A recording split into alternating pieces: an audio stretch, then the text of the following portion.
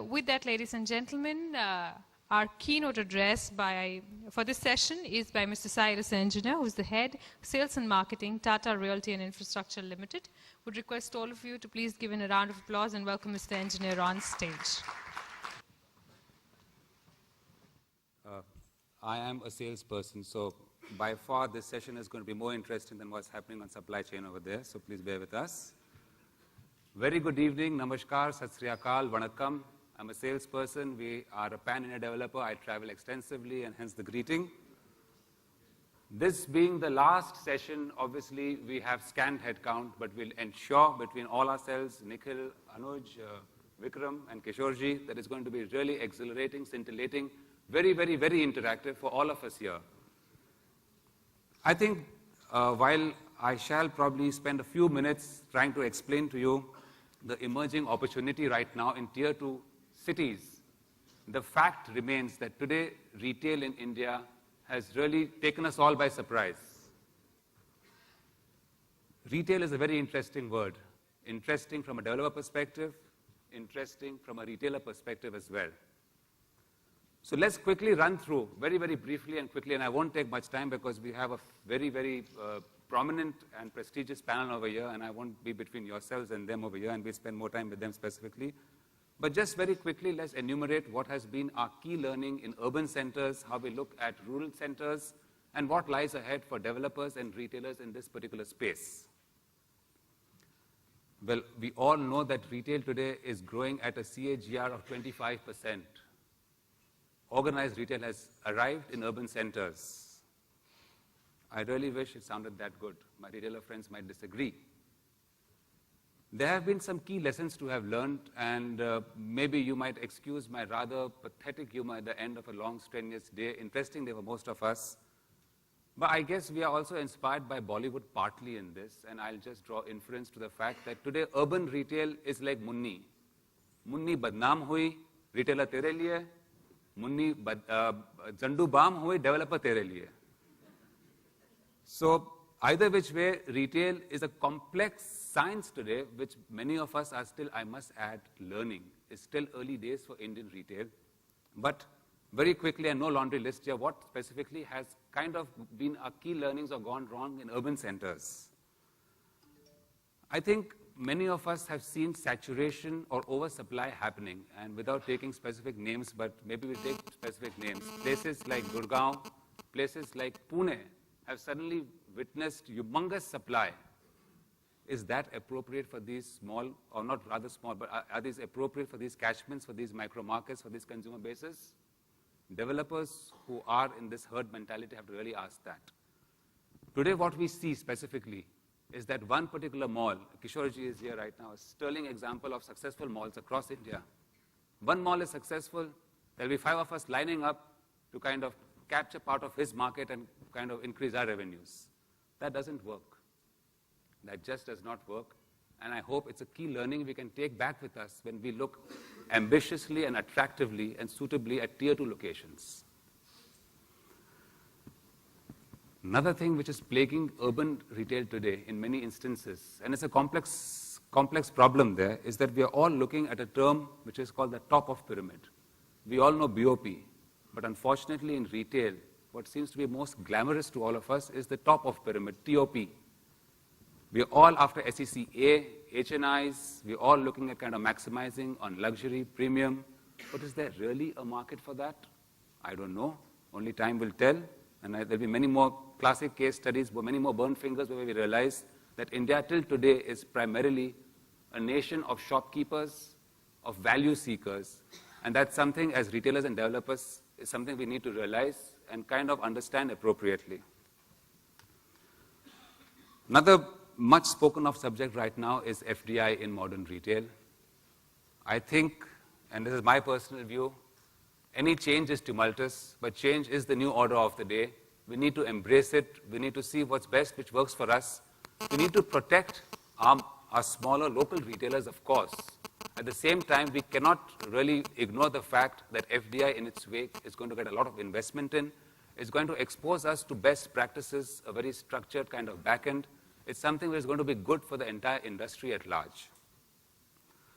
So with that, we'll look quickly at Tier 2 and what is kind of our thoughts over there, and then probably as part of our larger panel discussion, we'll have more specific areas of discussion over there, but very, very quickly.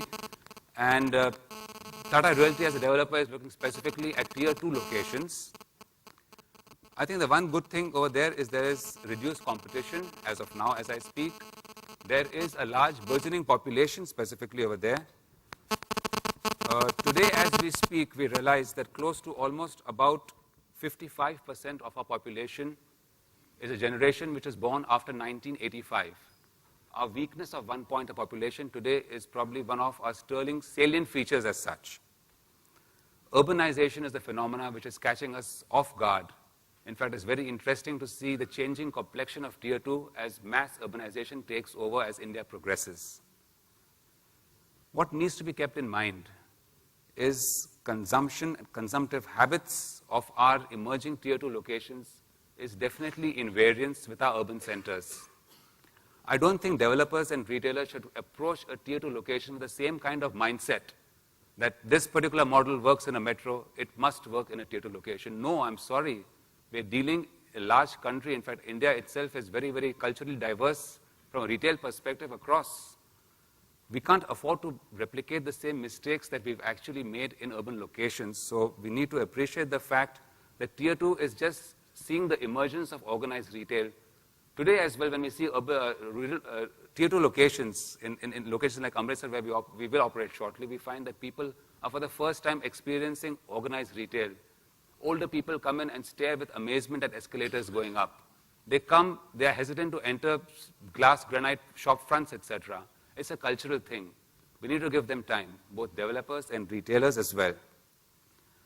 Today, as we are poised in a very well-connected digital world, we see the changing modes of social aspiration.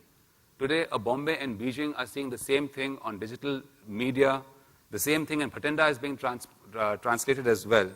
So we see a young, large, burgeoning population with growing ambition, with growing aspirations.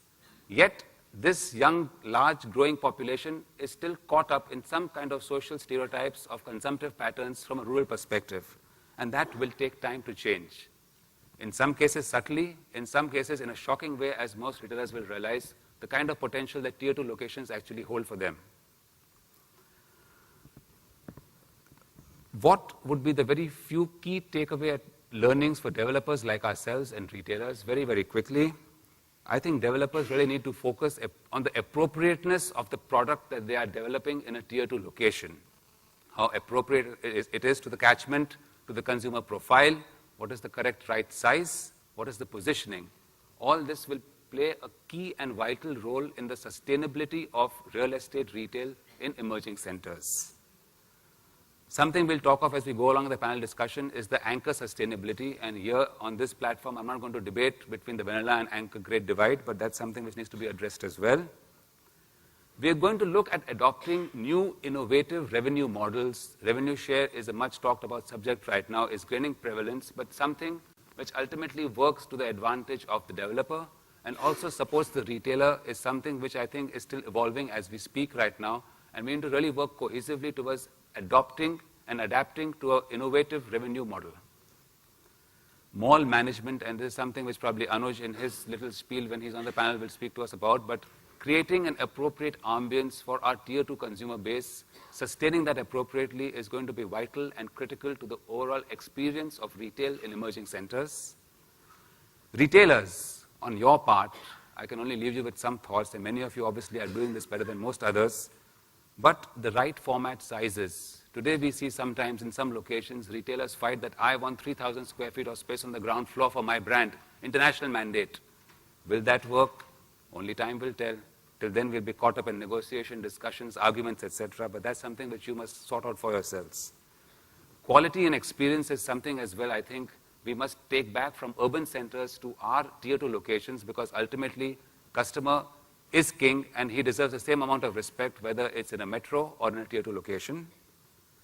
You must invest appropriately in research and innovation, and by that I mean you must understand the psyche, the demographics, the consumer behavior patterns of your TG in the micro market that you operate. I'm not sure whether really high-end brands at this juncture are the right solution, the right format, for tier 2 locations, and we see that far too often happening in, again, a herd mentality where we have short supply in locations, a large multitude of high-end retailers vying for the same positions, offering developers a kind of rental which they can't afford to refuse, and hence we are creating lopsided real estate models over there. I think the one virtue which both developers and retailers will really benefit from in tier 2 locations is patience. A lot of patience, a lot of hard homework has to go into creating a sustainable model. That kind of sums up what I'm talking of tier 2 right now. And of course, and something which we'll probably talk of in the panel, is the inclusion of local retailers. I think that also is very, very critical to the sustainability and acceptance of organized retail in local formats in tier 2 locations as well. We need to comprehensively and conducively include local retailers into our overall retail formats as well. Now, from a developer's perspective, when we look at tier 2, what are the challenges that we face very frankly? Today, as a young developer in the country, we are forced to look at real estate at market prices. We've got to pay an arm and a leg. We've got a set of investors who expect a certain commensurate rate of return as well, because India is shining. Retail, of course, is shining over there. As a result, we are hard-pressed when we negotiate on rentals. Sometimes, I must admit and must confess, these are almost unaffordable from a retailer perspective. That results in all kinds of maladies and issues. We look at wrong positionings, we look at wrong products, and hence, ultimately, who suffers? Munni badnaam hui, but tier 2 retail is like Sheila. She's too complicated for you unless we understand her appropriately. I think we are heading down the same path with few lessons learned. The way forward for all of us, developers and retailers, for the tier 2s, and I'm speaking specifically for tier 2 right now, is that I think we need to work collaboratively, cohesively. It has to be a partnership. I personally feel there is still a divide when we negotiate across the table with retailers for space.